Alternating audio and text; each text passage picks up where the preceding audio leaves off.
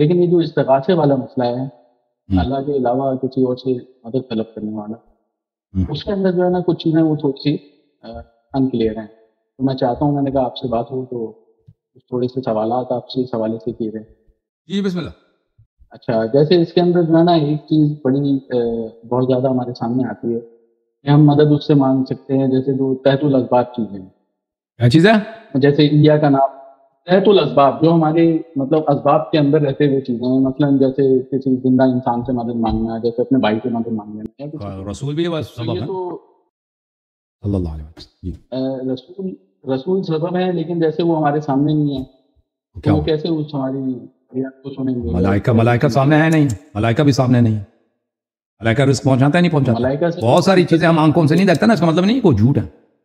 نہیں، جیسے ملائکہ سے ہم مدد تو نہیں طلب کرتے ہم تو نہیں. ملائکہ لے کے ایمان تو ہے نا کہ ملائکہ دے کے موت دیتے ہیں اللہ کے حکم سے، ٹھیک ہے نا. ملائکہ رزق دیتے ہیں اللہ کے حکم سے. حضرت میکائیل علیہ السلام رزق روزی بانٹنے کے وکیل ہیں اللہ کی جانب سے. ملائکہ بارش لے کے آتے ہیں اللہ کی جانب سے. اور بھی ملائکہ کے بہت سارے کام ہوتے ہیں، ٹھیک ہے نا. ہم ان کو نہیں دیکھتے، لیکن اس کا مطلب نہیں وہ سبب نہیں ہے. سبب کا مطلب یہ نہیں کہ صرف سامنے آپ کو نظر آئے تو ہے، اگر نہیں ہے تو نہیں. سبب غیبی بھی ہو سکتا ہے. لیکن جیسے سورہ فاتحہ کے اندر ہم پڑھتے ہیں کہ ایاک نعبد و ایاک، ہاں وہ تو سورہ دیکھو اس کا میں آپ کو بتا دوں، سورہ فاتحہ میں جو ہے نا اس میں ایاک نعبد و ایاک نستعین، یہ اس کا میں اردو میں ترجمہ کروں پھر آپ کو بتا. یہ اگر آپ اسی میرے چینل پہ جائیں نا، وہاں پہ ایک میں نے تقریر کی ہے ایاک نعبد و ایاک نستعین کی تفسیر میں. یہ ایک بہت مشہور معروف بات ہو گئی ہے پاکستان میں کہ اس آیت کا ترجمہ یہ ہے کہ ہم تیری عبادت کرتے ہیں اور تجھ ہی سے مدد طلب کرتے ہیں. حالانکہ اس آیت کا یہ ترجمہ نہیں ہے. اس آیت کا ترجمہ کیا ہے؟ ہم تیری عبادت کرتے ہیں اور تجھ سے مدد طلب کرتے ہیں. آیت کا ترجمہ یہ ہے، لفظ ہی اس میں نہیں ہے. ایاکا، جو لفظ ایاکا ہے یہ عربی زبان میں جو ضمیر ہوتا ہے نعبدک، یہ کاف جو ہے یہ ضمیر ہے مخاطب کا اور یہ منصوب ہے. نعبدک یہ مفعول ہے نعبدو کا، تیری عبادت کرتے ہیں، تجھے عبادت کرتے ہیں. اگر اس کو ہم منفصل کر دیں، اس کو ہم الگ کر دیں تو یہ اس کے لیے ضرورت پڑتی ہے ایاک لفظ ایا الف یا الف. تو یہ ایک زبان ایسی ہے کہ اس کے علاوہ اور بول نہیں سکتے. لیکن لفظ ایا کا مطلب یہ نہیں کہ صرف. تو اس آیت کا ترجمہ جو لفظی ترجمہ کریں گے وہ کیا ہوگا کہ تیری عبادت کرتے ہیں اور تجھ سے مدد مانگتے ہیں. ہاں البتہ بلاغت کے لحاظ سے یہاں پہ نکتہ ہے، بلاغی لحاظ سے کہ یہاں پہ جو مفعول ہے، جیسے اردو زبان میں جو ہے نا جملے کے ترتیب ہوتی ہے. مثلا جب میں آپ سے بات کرتا ہوں تو میں نے آپ کو دیکھا، ابھی ترتیب یہی ہے. اگر میں یہ کہہ دوں کہ دیکھا میں نے آپ کو، یہ بھی صحیح ہے، یہ غلط نہیں ہے، لیکن یہ طبیعی ترتیب نہیں ہے. یہ کسی مثلا کوئی شعر کہے، کوئی اس طرح کوئی لفاظی کرے تو انسان کہتا ہے، ویسے نہیں کہتا. تو عربی زبان میں جو ترتیب ہے، طبیعی ترتیب ہے، وہ اس طرح کہ نعبدک، ہم تیری عبادت کرتے ہیں. لیکن جب اس کو مقدم کیا گیا ہے تو کس لیے مقدم کیا گیا؟ اب یہاں پہ علماء بلاغت ان کے اجتہادات ہیں، اس میں سے ایک قول یہ ہے یہ اس لیے مقدم کیا گیا ہے حصر کے لیے. ایک قول کہ اس لیے مقدم کیا گیا حصر کے لیے کہ ہم صرف تیری عبادت کرتے ہیں. دوسرا قول یہ ہے میرے بھائی میرے عزیز، یہ سجع کے لیے. اگر قرآن مجید میں جو الفاظ کے اواخر ہیں، الفاظ اس کو سجع بولتے ہیں، یعنی خوبصورتی. شعر میں قافیہ بولتے ہیں، ایاک الحمدللہ رب العالمین الرحمن الرحیم، یہ سجع. اگر قرآن کے الرحمن ایاک نعبد فرماتا قرآن الحمدللہ رب العالمین الرحمن الرحیم نعبدک ونستعینک، یہ جو ہے بنتا نہیں تھا. تو اس لیے اس کو مقدم کیا گیا خوبصورتی کے لیے. دوسرا یہ ہے کہ اہمیت کے لیے، کہ تو اہم ہے، ہم کیا ہیں، ہم کم ہیں، ہم چھوٹے ہیں. تو سب سے پہلے اہم کا نام لیں گے، جو اکبر ہے، جو بڑا ہے، جو خالق ہے، اس کا نام لیں گے کہ تجھ سے مدد مانگتے ہیں، تیری عبادت کرتے ہیں، ٹھیک ہے. اس لیے یہاں پر 3 اجتہاد ہے میرے بھائی اس آیت کے متعلق. ایک اجتہاد یہ ہے کہ ایاکا کس لیے مقدم ہوا ہے؟ حصر بیان کرنے کے لیے کہ صرف ہم تیری عبادت کرتے ہیں. دوسرا قول کیا ہے کہ ہم اس لیے کہ سجع بن جائے، قرآن کی جو خوبصورتی برہم ہوتی اگر اس طرح نہ ہوتا. تیسرا یہ ہے کہ یہ صرف اہمیت کے لیے. تو یہ کوئی متعین نہیں ہے، یہ زمخشری کے صاحب کا قول ہے. اور زمخشری کے بعد جو بہت بڑے ادیب تھے، اس کے بعد یہ کافی مشہور ہو گئی ہے کہ ایاکا صرف کس لیے ہے، ایاکا اس لیے مقدم ہوئی ہے، تقدیم ما حق و تاخیر یدل علی الحصر، یہ حصر بیان کرنے ہی لفظ ہی اردو میں کہتے ہیں نا، صرف بولنے کے لیے. تو اس لیے یہ آیا، لیکن یہ متعین نہیں ہے اس کے دوسرے بھی احتمالی معنی ہے، ٹھیک ہے نا. اور اگر یہ آیت اس طرح ہوتا نا، مطلب کہ ہم اللہ کے علاوہ، اگر یہ ہوتا کہ اللہ کے علاوہ کسی اور کی مدد نہیں مانگ سکتے تو پھر مدد مانگنا حرام ہوتا. اگر یہی مطلب ہوتا جو آپ کہہ رہے ہیں نا کہ اللہ کے علاوہ کسی اور کا مدد نہیں لے سکتے، تو شرک جو ہے ہر جگہ شرک ہے، گناہ ہر جگہ شرک ہے. تو پھر آپ بیوی سے مدد، کیا بھائی کھانا دے دو، حرام. شرک، بلکہ شرک صرف حرام نہیں، شرک، کافر ہو گئے. بھائی پانی پلاؤ، حرام. کام پہ گئے ٹیکسی پکڑنا ہے، ٹیکسی والے رک جاؤ مجھے لے کے جاؤ، حرام، شرک. بھائی پھر تو سب شرک ہو جائے. پھر اگر یہ مطلب ہوتا ہے نا، حدیث ہوتے ہیں کم از کم اس کے متعلق، یا رسول اللہ اس آیا کا ظاہری معنی تو یہ ہے کہ ہم کسی سے مدد نہیں لے سکتے. وہ صحابہ بیوقوف تو نہیں تھے، وہ انسان تھے، عاقل تھے، عربی زبان کو بخوبی آتی تھی. جب یہ آیا سامنے، دن میں تو 5 نمازیں نا واجب، اس کے علاوہ فرض اور مستحب نمازیں بھی ہیں. اور ہر نماز میں سورہ فاتحہ 2 دفعہ پڑھتے ہیں کم از کم، نہیں پڑھتے بھائی؟ کیا منیب بھائی پڑھتے ہیں نا آپ؟ ہاں پڑھتے ہیں. تو صحابہ کے ذہن میں کبھی نہیں آیا کہ یا رسول اللہ ہم اللہ کے علاوہ کسی اور سے مدد نہیں مانگتے، لیکن ہم تو مدد تو مانگتے ہیں، کرنا پڑتا ہے. یا یہ کہ اس کا حکم کیا؟ تو وہ بتاتے تھے کہ بھئی اگر ظاہری سبب ہے تو مانگ سکتے ہیں، اگر غیبی سبب ہے تو نہیں مانگ سکتے. اگر کوئی مر گیا تو نہیں. یہ صرف کوئی حدیث ہی نہیں ہے، کوئی روایت ہی نہیں ہے، نہ اس آیت کے متعلق نہ کسی اور آیت میں، کسی جگہ بھی نہیں ہے کہ اگر مدد والا سامنے نہیں ہے تو آپ مدد نہیں مانگ سکتے. اوکے بولیں بسم اللہ. اچھا، اس کے اندر دیکھیں ایہ کا نام و ایہ کا نستعین کے اندر میرا حقیق یہ مطلب تو نہیں تھا کہ خاص تیری عبادت کرتے ہیں اور خاص تیری سے مدد مانگتے ہیں. وہ تو آپ کا میں نے لیکچر سنا بھی ہے کے اوپر.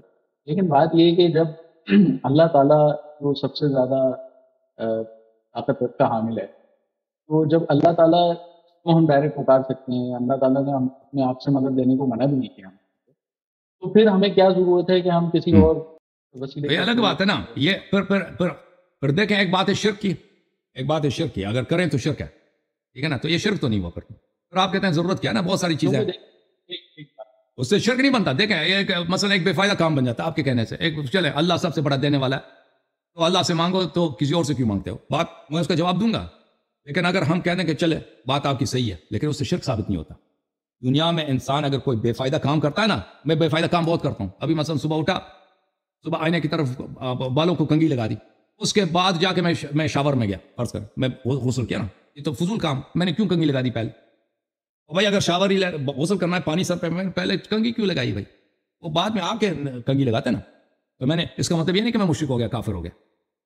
ہم اگر آپ کی بات کو مان بھی لیں نا، میں کہتے ہیں کہ چلو مجھے نہیں آتا، یہ فضول کام ہے غیر اللہ سے طلب کرنا، لیکن اس کا مطلب یہ تو نہیں کہ یہ شرک ہے. استغاثہ شرک ہے. وہ جو کہتے ہیں یہ کفر ہے، یہ شرک ہے. بھائی دلیل لے کے آؤ، کیوں کفر ہے ایسے بلا وجہ کفر؟ آپ ایک حدیث لے کے آئے، ایک روایت لے کے آئے کہ رسول اللہ صلی اللہ علیہ وسلم سے آپ مرنے کے بعد مدد نہیں مانگ سکتے. زندگی میں مدد مانگ سکتے ہیں، اس کے مرنے کے بعد مدد نہیں مانگ سکتے. یہ کوئی کچھ لے کے آئے. اگر نہیں ہے تو پھر آپ اس کو کیوں شرک کہتے ہیں؟ کیوں؟ صحابی کا کوئی قول، چلے پیغمبر کو کسی صحابی کا، کسی تابعی کا قول لے کے آئے، کوئی کہہ دیا ہو کہ بھائی اگر مدد مانگی آپ شرک ہو گئے. یہ سب افکار کس کے ہیں؟ ابن تیمیہ 8ویں صدی میں آئے. بھائی پیغمبر صلی اللہ علیہ وسلم کے 750 سال بعد آئے. 750. اس نے اس کو شرک قرار دیا، اس نے شرک قرار دی. دیوبندی اس سے سیکھے ہیں. دیوبندی ابن تیمیہ کے افکار کے حامل ہیں. تو میرے محترم بھائی، جیسے اسلام دلیل مانگتا ہے نا کہ ایک شخص مسلمان ہے، اس کی دلیل ہونی چاہیے. شہادتین پڑھتا ہے، ایمان ہے تو مسلمان ہے. اسی طرح کافر کی بھی ایسے ہی کافر نہیں بنتا. کوئی چیز ایسی بلا وجہ کفر، اس کی دلیل ہونی چاہیے شرک ہونے کی. دیکھو میں رسول اللہ صلی اللہ علیہ وسلم کو اللہ نہیں مانتا، میں ان کو اللہ کا مخلوق، اللہ کا محتاج، اللہ کا عبد مانتا ہوں. اللہ وہ بالکل ہر چیز میں اللہ کے محتاج ہے. جتنا بھی پیغمبر صلی اللہ علیہ وسلم کی عظمت اللہ نے دی ہے، اگر اللہ نہ دیتے تو ان کی عظمت نہیں ہوتی. اللہ تعالیٰ نے ان کو عظیم بنایا، اللہ تعالیٰ نے ان کو کرامات دی. اب میں ان سے مدد مانگتا ہوں. یہ کیوں شرک ہے بھائی؟ یہ کیوں؟ میں اپنے باپ سے مانگ سکتا ہوں، شرک نہیں ہے. ماں سے، کافر سے، میں کافر سے مدد مانگ سکتا، یہ شرک نہیں ہے. اگر پیغمبر سے مانگ، شرک ہو گیا. دلیل دے دو، ہم رک جاتے ہیں. ابھی شرک سے ہمیں نفرت ہے، ہم شرک، ہم کوئی ضد توڑی ہے، ہم جنت نہیں جانا چاہتے. دلیل دے دو شرک ہونے کی. دیکھیں مدد مانگنا عبادت میں شامل ہے یا نہیں، وہ تو ایک الگ بات ہے. لیکن دیکھیں عام طور پہ تو آپس میں ایک دوسرے کی مدد کرنے کا اللہ تعالیٰ نے بھی حکم فرمایا. اللہ تعالیٰ نے کہا وتعاونوا بالبر والتقویٰ، سورہ مائدہ کی آیت نمبر 2 کے اندر. تو اس کی تو چلے ترغیب ہے. لیکن جو لوگ دنیا میں مطلب نہیں تصرف رکھتے، تو ان سے کس طرح ہم طلب کر سکتے ہیں؟ دیکھیں کیونکہ ہمیں کرینہ بھی نظر آتا ہے، ایاک نعبد و ایاک نستعین. دیکھیں یہاں پہ ہم عبادت کرتے ہیں، اس کے بعد اللہ تعالیٰ سے دعا مانگتے ہیں، مدد بھی مانگتے ہیں. لیکن ہم جیسے عبادت کریں اللہ کی، اور اس کے بعد ہاتھ پھیلائیں ہم اللہ کے رسول کے آگے یا مولا علی کے آگے یا کسی اور کے آگے، تو یہ تو زیادہ بعید نظر آتا ہے بجائے اس کے کیوں عبادت جس کی ہو رہی ہے تو دعا تو اسی سے طلب کرنا سمجھ بھی آتا ہے، یہاں پہ کرینہ بھی ہے ایاک نعبد و ایاک نستعین میں، بے شک یہ خاص نہیں ہے، ایاک کو آپ خاص نہ لیں کہ ہم خاص تیری عبادت کرتے ہیں تجھ سے مدد مانگتے ہیں، لیکن یہاں سے ایک بات تو لازم سمجھ میں آتی ہے کہ اللہ تعالیٰ اپنی عبادت کے ساتھ مطلب دعا کے لیے جو ہے اپنے آپ کو پکارنے کو. ٹھیک ہے، تو پھر یہ بھی آپ کی جو سوال ہے نا، اس کو یہ شرک نہیں بنتا اس سے. یعنی اگر کوئی شخص پیغمبر سے دیکھیں، آپ زیادہ سے زیادہ صرف آپ جواب بھی نہ دیں سوال کا، نام کہیں چلے میں نہیں آتا، بات مان لی آپ کی، یہ زیادہ سے زیادہ یہ فضول ہے، فضول کام ہے. ٹھیک ہے نا، جب اللہ ہے تو آپ نے دوسرے سے کیوں مانگی؟ آپ زندگی میں بھی بہت ہوتا ہے نا، اللہ ہے تو آپ ظاہری اسباب سے کیوں طلب کی؟ بیوی سے کیوں کہا کہ پانی دے دو؟ اللہ سے طلب کرو. ٹھیک ہے نا، یہ تو اس طرح بھی کہہ سکتے ہیں. نہیں وہ تو آپ میں ہے نا. ظاہری اسباب ہے، ٹھیک ہے، اسباب منحصر نہیں ہیں، اسباب منحصر نہیں، ظاہر ہے. مسلمانوں کا عقیدہ یہ ہے، ذالک الکتاب لا ریب فیہ ھدی للمتقین الذین یؤمنون بالغیب. ہم غیب پہ ایمان رکھتے ہیں، ہم یہ ایمان رکھتے ہیں ملائکہ پر، ہم ایمان رکھتے ہیں انبیاء پر. ہمیں پتہ ہے کہ انبیاء علیہ الصلوۃ والسلام زندہ ہیں، انبیاء علیہ الصلوۃ والسلام کے معجزات ہیں. کوئی ایسی حدیث، کوئی ایسی روایت نہیں ہے کہ رسول پاک صلی اللہ علیہ وسلم زندگی میں معجزات کر سکتے تھے. دیکھیں عیسیٰ علیہ السلام اور ہمارے نبی صلی اللہ علیہ وسلم میں زمین آسمان کا فرق ہے. عیسیٰ علیہ السلام مردہ کو زندہ کرتے تھے، ٹچ کرتے تھے، مردہ زندہ ہو جاتا تھا. وأخلق لكم من الطين كهيئة الطير فأنفخ فيه فيكون طيرا بإذن الله وأبرئ الأكمه والأبرص وأحيي الموتى بإذن الله. میں اپاہج کو اور جو فالج ہے، جس کا پیر نہیں ہے، اندھا ہے، شب مادر سے، اس کو میں شفا دے دیتا ہوں. یہ حضرت عیسیٰ علیہ السلام بإذن اللہ کرتے تھے. ہمارے نبی صلی اللہ علیہ وسلم کے پاس یہ سب معجزات تھے. اگر وہ دنیا سے گئے تو اس کا مطلب یہ نہیں کب نہیں ہے. اگر کوئی کہتا ہے کہ یہ نہیں ہے، ہمیں دکھا دو، ہم مان جائیں گے. بھائی پیغمبر صلی اللہ علیہ وسلم وفات کے بعد ان سے بعض اختیارات چھینی گئی، ان کے شان میں کمی آئی ہے، ان کے معجزات اب نہیں ہیں ان کے پاس، دکھا دو ہمیں. اگر نہیں ہے تو یہ ان کے پاس ہیں. یہ پہلی بات ہے. دوسری بات یہ ہے کہ دیکھیں میرے عزیز، مذہب اہل بیت طاہرین علیہم الصلوۃ والسلام میں ہمارے پاس، دیکھیں آپ لوگوں کے پاس زیارات کے احادیث بہت کم ہیں، توسل کے احادیث بہت کم ہیں. ہمارے پاس احادیث بہت زیادہ ہیں. اہل بیت علیہم الصلوۃ والسلام جو قرآن کے عدل ہے، رسول اللہ صلی اللہ علیہ وسلم نے فرمایا میرے بعد اتباع کرو قرآن اور اہل بیت علیہم السلام، اور جو ان کے اتباع کرے گا کبھی گمراہ نہ ہوگا. اہل بیت علیہم السلام کی روایات میں بہت زیادہ ہے کہ تم جب مثلا امام حسین علیہ السلام کی زیارت پہ چلے جاؤ تو ان سے اپنے حوائج طلب کرو، اپنے امام وقت سے یا کسی بھی امام سے اس سے استغاثہ کرو، تو حاجت طلب کرو، مدد طلب کرو. اب صرف اس میں جو اشکال آ جاتا ہے، صرف اس میں وہی ہے کہ وہ سامنے نہیں ہے. مثلا میں قبر رسول صلی اللہ علیہ وسلم سے خطاب کرتا ہوں تو وہ تو نہیں ہے. تو بھائی جب آپ نماز پڑھتے ہو دن میں، ٹھیک ہے نا، تمہارے پاس یہ احادیث نہیں ہے کہ تم مدد طلب کرو، کوئی بات نہیں ہے، یہ احادیث نہیں ہے. لیکن تم جب یہ تو حدیث تو ہے نا، نماز پڑھتے ہو، تحیات پڑھتے ہو، تو اس میں تم کیا کہتے ہو؟ اس میں السلام علیک ایھا النبی کہتے ہو یا نہیں کہتے؟ نبی صلی اللہ علیہ وسلم پہ خطاب، السلام علیک ایھا النبی، تجھ پہ سلام، تجھ پہ سلام، اے نبی، ایھا النبی، اے نبی. ای جو ہے منادا ہے، حرف ہا حرف تنبیہ ہے، نبی اس منادا کا بدل ہے، یعنی تاکید کے ساتھ کہ اے نبی تجھ پہ سلامتی ہو میری جانب سے، اللہ تعالیٰ کا رحمت ہے تجھ پر. تو عرض یہ ہے کہ، اور میں آپ کی خدمت میں عرض کروں کہ میں کچھ حدیث آپ کو دکھاؤں.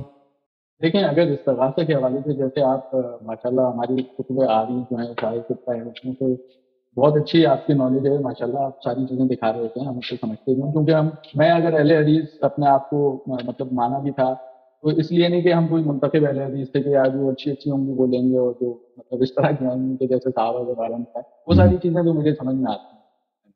لیکن جیسے اب یہ استغاثے کے حوالے سے آپ نے کہا، تبسل کے حوالے سے آپ کے پاس اچھی تعداد میں حدیث ہیں، ہمارے پاس کم ہے. تو اگر کوئی کم بھی ہیں آپ کی نالج میں، کوئی ایک آدھ حدیث کو آپ مجھے اس کے حوالے سے بتائیں. کیونکہ دیکھیں اب جیسے عیسیٰ علیہ السلام کے حوالے سے میں دکھا دیتا ہوں، بالکل. تو میرا تو یقین ہے عیسیٰ علیہ السلام جو ہے وہ معجزات رکھتے تھے ساری چیزیں. لیکن اب جبکہ وہ دنیا میں نہیں ہے، جبکہ عیسیٰ علیہ السلام کو تو اللہ تعالیٰ نے زندہ اٹھایا دیا. اگر میں اس وقت کوئی بلائنڈ بندہ لے آؤں اور کہوں عیسیٰ علیہ السلام جو ہے آپ کے پاس اللہ نے آپ کو معجزہ دیا تھا، آپ اس کو بینا کر، یہ بندہ اندھا ہے، ٹھیک ہے، یا کوئی کوڑی ہے میں لے آؤں گے، یا کوئی مردہ میں بولوں، اس وقت تو وہ کرتے تھے. لیکن اب تو چونکہ وہ دنیا میں نہیں تصرف رکھتے تو وہ کیسے ان کے لیے پاسبل؟ بے شک کیسے پاسبل ہے بھائی؟ تم مشہد چلے جاؤ، تم مشہد چلے جاؤ، امام رضا اعظم کے روزے پہ اللہ جانتا ہے، شب اربعین کو، شب عاشور کو، او سبحان اللہ، او سبحان اللہ، او سبحان اللہ، کربلا چلے جاؤ. یہ کیسے؟ میں نہیں جانتا کہ کیسے یہ ممکن ہے، کیسے ہوتا ہے. اللہ جانتا ہے کہ اتنے لوگ اندھے ہوتے ہیں، اتنے لوگوں جو ان کو ڈاکٹروں نے کہا کہ آپ کو کینسر ہے، آپ مرنے کی تیاری کریں، اللہ جانتا ہے. اتنے لوگ ہوتے ہیں جو ویل چیئر پہ آتے ہیں، پیروں نے شکم مادر سے انہوں نے ایک دن بھی قدم پہ نہیں چلا ہوتا، چلنے لگتے ہیں. یہ کیسے ہوتا ہے؟ وفات کے بعد. آپ دیکھیں حضرت عیسیٰ علیہ السلام سے ابھی اگر کوئی طلب کرے نا، عیسیٰ تو خیر وہ نبی ہیں، لیکن عیسیٰ سے جو بڑے ہیں ہمارے نبی صلی اللہ علیہ وسلم، اہل بیت طاہرین علیہم الصلوۃ والسلام.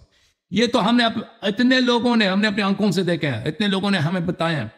اللہ جانتا ہے کہ میں یہ 3 شعبان کو امام حضرت ابوالفضل عباس علیہ السلام کو جو یوم ولادت امام حسین علیہ السلام، میں اس دن پرانے زمانے میں عربی زبان میں فارسی زبان میں پروگرام رکھتا تھا. وہ لوگ جنہوں نے اپنے آنکھوں سے معجزے دیکھے ہیں وہ کال کرتے تھے. اتنا رش ہوتا تھا، اتنا ہمارے پاس اس زمانے میں جو کال ہوتے تھے یہ واٹس ایپ وغیرہ نہیں تھا، سب لوگ پیسے دے کے کال کرتے تھے، عراق سے، ایران سے، اور بہت مہنگا کال ہوتا تھا امریکہ کا. لوگ 2 گھنٹے انتظار کرتے تھے، مطلب 20 آدمی 30 آدمی لائن ہمارے پاس 30-40 لائن تھے، فون سب بھرے ہوئے ہوتے تھے تاکہ باری آ جاؤ. اور کیسے کیسے معجزات لوگ سناتے تھے. اللہ جانتا ہے کہ لوگ رو رو کے بتاتے تھے. ہم ہاسپٹل میں تھے تہران میں، ڈاکٹر نے کہا بھائی آپ کا کینسر کا علاج نہیں ہو سکتا، آپ مرنے کی تیاری. ہم چلے گئے امام رضا علیہ السلام کے روزے میں. اور کتنے دنیا سے دور دور سے جاتے ہیں لوگ، ادھر امریکہ میں رہ کے اللہ جانتا ہے امام رضا علیہ السلام کو پکارتے ہیں، ابوالفضل عباس علیہ السلام کو پکارتے ہیں، امام حسین علیہ. یہ تو ہم نے اپنے آنکھوں سے دیکھا، ہم نے زندگی میں بارہا دیکھا. ہم نے اللہ کو بھی پکارا، اللہ کبھی دعا کی استجابت کرتا کبھی نہیں کرتا. اسی طرح اہل بیت طاہرین علیہم الصلوۃ والسلام اگر ہماری مصلحت میں ہو کبھی استجابت فرماتے ہیں کبھی نہیں کرتا. لیکن ہم نے بہت اس طرح معجزات دیکھے. ہر شیعہ گھر میں جائیں اس کے کہانیاں ہیں، ہر شیعہ گھرانے میں آپ جائیں نا ان سے پوچھیں ان کی کہانیاں ہیں. یہ کوئی قصہ کہانی نہیں ہے، یہ ان کے اہل بیت طاہرین علیہ السلام کی کہانی یہ کہ میں یہ لوگوں نے بنا دیا، یہ بالتواتر یہ حق ہے. اچھا میں آپ کو روایت دکھا دیتا ہوں.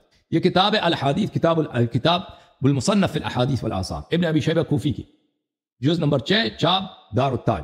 یہ ملاحظہ فرمائیے یہ کتاب ہے، ملاحظہ فرمائیے اس میں یہ کون سا صفحہ ہے بھائی؟ صفحہ نمبر ہے 103، حدیث نمبر 29819. ابان ابن صالح کہتے ہیں کہ رسول اللہ صلی اللہ علیہ وسلم نے فرمایا اذا نفرت دابة احدكم او بعيره بفلاة من الارض لا يرى بها احدا فليقل.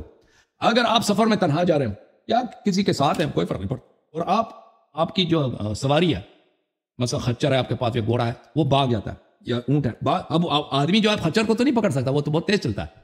اگر ایک دفعہ بھاگ جائے نا تو اس کو پکڑنا عام آدمی کے لیے ناممکن ہوتا ہے، وہ مسافر کے لیے بہت ہی مصیبت ہے، پھر وہ مر جاتا ہے. پھر صحرا میں آپ کی اگر سواری چلی گئی نا، کھانا وانا پانی وانی، تو آپ مر جائیں گے. وہ سارا پانی وغیرہ تو سواری کے پشت پہ ہوتا ہے 12.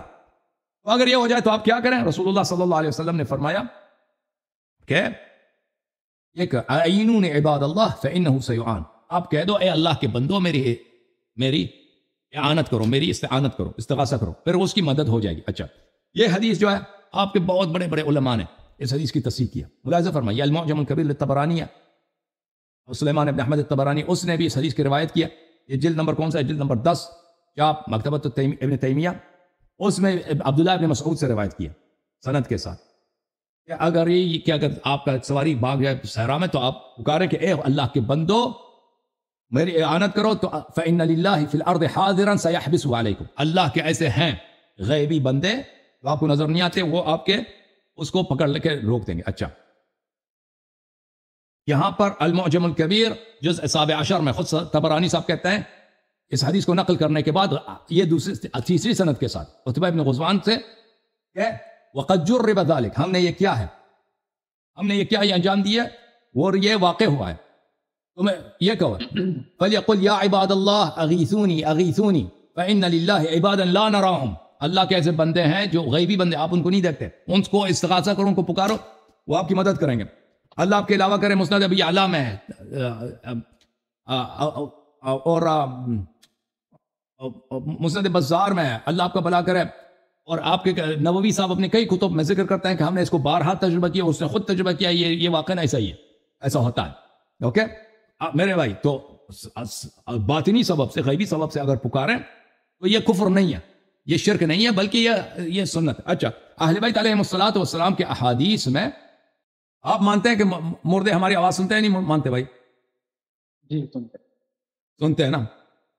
پیغمبر صلی اللہ علیہ وسلم کے حدیث بخاری مسلم میں حدیث ہے کہ جب انہوں نے کفار کو ڈالا تھا علی بدر میں، تو صحابہ نے ان سے پیغمبر نے بات کیا تھا کفار سے نام لے لے کر. تو صحابہ نے کہا تھا کہ آپ ان کو کیسے پکارتے ہیں؟ تو فرماتا کہ آپ سے یہ بہتر سنتے ہیں. اب علی تو عرض یہ ہے کہ میں اہل بیت علیہ السلام کے کچھ احادیث آپ کو دکھاؤں. اہل بیت علیہم الصلاۃ والسلام. یہ کتاب کشف المحجہ لثمرۃ المہجہ تالیف سید ابن طاووس رحمۃ اللہ علیہ. آپ قم بستان کتاب. یہاں پہ ملاحظہ فرمائیے یہ محمد بن یعقوب الکلینی رحمہ اللہ سے روایت کرتے ہیں ان کے کتاب الرسائل میں. کتبت الی ابی الحسن علیہ السلام، میں نے اپنے کتاب میں حضرت امام موسیٰ کاظم باب الحوائج علیہ السلام کو خط لکھا. ان الرجل يحب يجب ان يفضي الى امامه ما يجب ان يفضي به الى ربه. میں نے امام علیہ السلام کو خط لکھا، اس میں لکھا تھا کہ انسان چاہتا ہے کہ امام اپنے امام سے بھی اسی طرح مناجات کرے، اس کو اپنے اسرار بتائے، اپنی حاجت بتائے جس طرح اللہ کو اپنی حاجت بتاتا ہے. امام علیہ السلام نے میرے خط میں جواب لکھا ان كانت لك حاجة فحرك شفتيك فإن الجواب يأتي. امام علیہ السلام نے فرمایا کہ اگر تجھے کوئی حاجت ہے تو اپنا ہونٹ ہلا دو، جہاں بھی ہوں اپنے ہونٹ ہلا دو، بات کرو، جواب تجھے آ جائے گا انشاءاللہ تبارک و تعالی. یہ کتاب کامل الزیارات لابن قولویہ رحمۃ اللہ علیہ، چاپ نشر الفقاہ فی قم المقدسہ. اس میں صفحہ نمبر ہے 252، حدیث نمبر 774. حضرت امام جعفر صادق علیہ السلام سے حدیث ہے امام حسین علیہ السلام کی زیارت کے آداب میں کہ ادھر جائیں تو امام حسین علیہ السلام کی زیارت میں غم کی حالت میں اور دل شکستگی کی حالت میں زیارت کریں، اور پیاسے زبان کے ساتھ زیارت کریں، اور بھوکے پیٹ کے ساتھ زیارت کریں. اچھا، اور فرمایا کہ وصلہ الحوائج، اور امام حسین علیہ السلام سے اپنی حاجتیں مانگ لو. ٹھیک ہے نا. یہ کتاب الفروع من الکافی للکلینی رحمۃ اللہ علیہ، چاپ دار الکتب الاسلامیہ، جلد نمبر ہے 4. یہاں پہ آپ کو لے کے چلتے ہیں صفحہ نمبر 587 میں. حضرت امام ابی عبداللہ الصادق علیہ السلام سے روایت ہے کہ جب امام حسین علیہ السلام کی زیارت کرو صلح الحوائج وانصرف عنہ، امام حسین علیہ السلام سے اپنی حاجات طلب کرو اور پھر اپنے وطن کو واپس چلے جاؤ. ملاحظہ فرمائیے یہ کتاب ہے الاصول من الکافی للکلینی رحمۃ اللہ علیہ، جزء اول، پہلی نمبر جلد میں. یہاں پہ صفحہ نمبر ہے 508. راوی کہتا ہے کہ امام علیہ السلام نے مجھے فرمایا کہ اذا كانت لك حاجة فلا تستحي ولا تحتشم واطلبها فإنك ترى ما تحب ان شاء اللہ تعالی. جب کہ کبھی تیری حاجت ہو، تیری ضرورت ہو تو طلب کرو اور حیا نہ کرو، اور انشاءاللہ تبارک و تعالی تجھے ہم دیں گے جو تجھے ضرورت ہوتی ہے ہم عطا کریں گے. اس کے علاوہ بھی بہت سارے روایات ہیں، میں بھی اسی مقدار پہ اکتفا کرتا ہوں. اوکے میرے بھائی.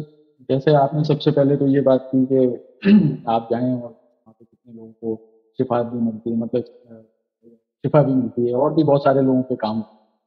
لیکن دیکھیں یہ تو ویسے تو میں آپ اس کو برا نہیں مانیے گا، مثال کے طور پہ میں کہوں، میں ائمہ اہل بیت علیہ السلام کو سب کو مانتا ہوں، ہمارے سردار ہمارے سروں کا تاج.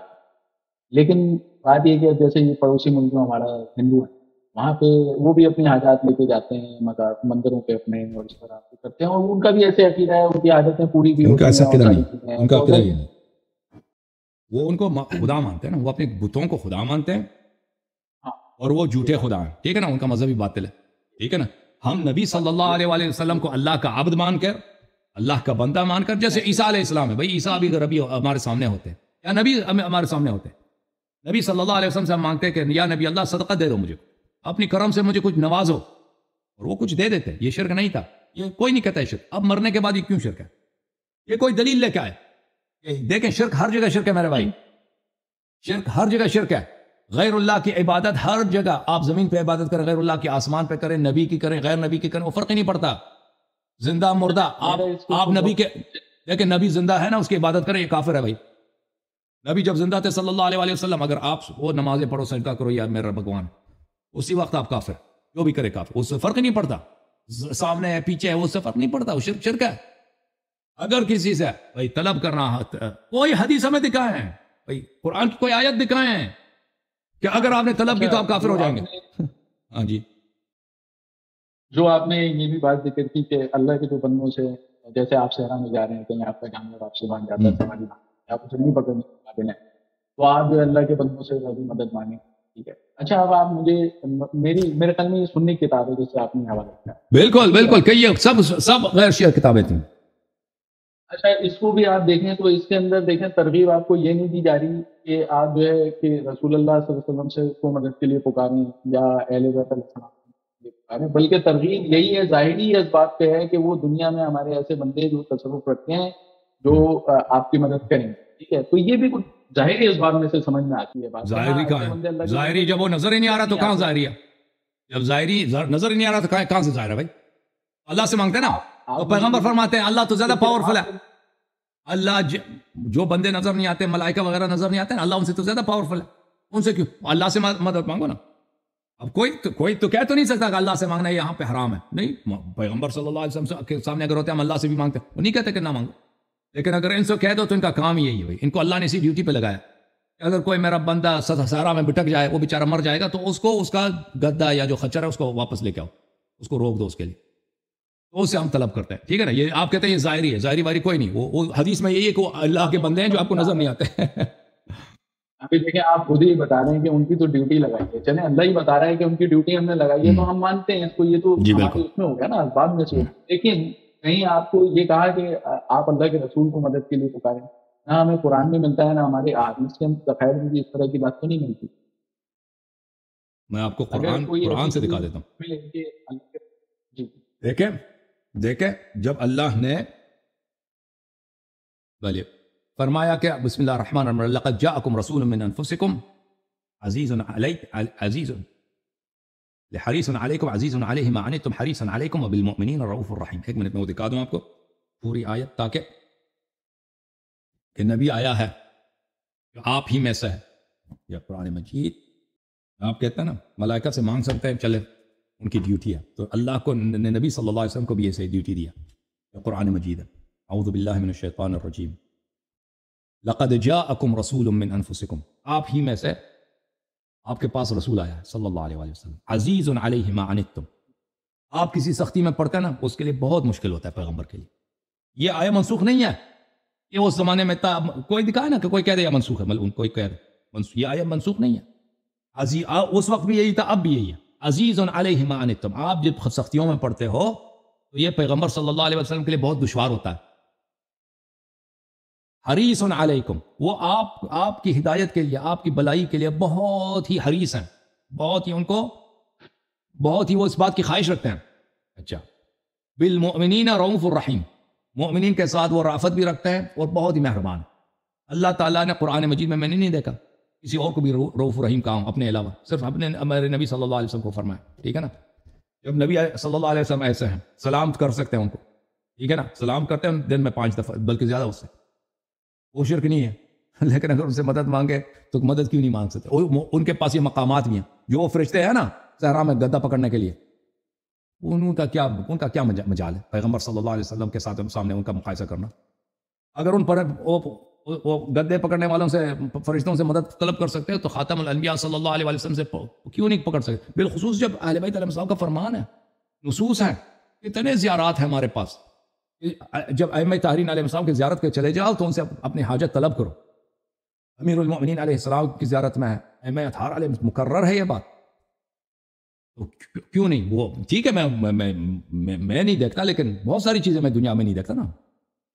ابھی میں تو دنیا ظاہر کو دیکھتا ہوں، غیب کے عالم تو بہت وسیع ہے.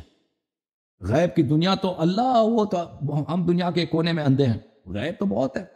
نبی کریم صلی اللہ علیہ وآلہ وسلم اور ان کے مقامات عالم میں، دنیا میں، اللہ کے سامنے، وہ تو سب حق ہے. ٹھیک ہے نا؟ اوکے. اور پھر بریلوی آپ کے دیوبندی حضرات ہیں نا، ان سے آپ سوال کریں. جب آپ توحید وغیرہ کے لے کے آتے ہیں نا، جو اللہ کو آپ لوگوں نے بنایا، اللہ تعالیٰ اوپر نیچے جاتا ہے، اللہ تعالیٰ کو جو پیر جہنم میں ڈال دیتا ہے، سب سے بڑا شرک تو یہی ہے. یہ چیزیں تو کلیئر ہے، میں بھی یہ تو پہلے سمجھتا تھا کہ ہاں، یہ اس کا کیا کرو گے؟ ہاں، یہ تو بالکل مخلوق کی صفات ہے. وہ تو رب ہی نہیں ہو سکتا ہے سر. اس کا خالق کون ہے؟ وہ تو محتاج ہے. وہ تو محتاج ہے مکان کا، زمان کا، وہ تو خود محتاج ہے بہت ساری چیزوں کا. یہ جو شیعوں کا یہ اس بات پر کس میں شرک کوئی دلیل ہی نہیں شرک کی، خود بدترین شرک میں مبتلا ہو گئے. اللہ تعالیٰ بار بار قرآن مجید میں یہ فرماتا ہے کہ یہ جو تم اس کو، یہ کفار جو بتوں کو کہتے تھے نا کہ ہمارے رب ہیں، یہ اللہ سے بہت، یہ جو ہے یہ مخلوق ہیں، یہ کچھ بھی نہیں ہے. تم وہی مخلوق کو تم نے اپنے ذہن میں ایک مخلوق بنا دیا اور اس کو رب مانتے ہو. بہرحال اللہ کو جزائے خیر دے. Thank you sir. ٹھیک ہے. زندہ رہو, سلامت, مہربانی.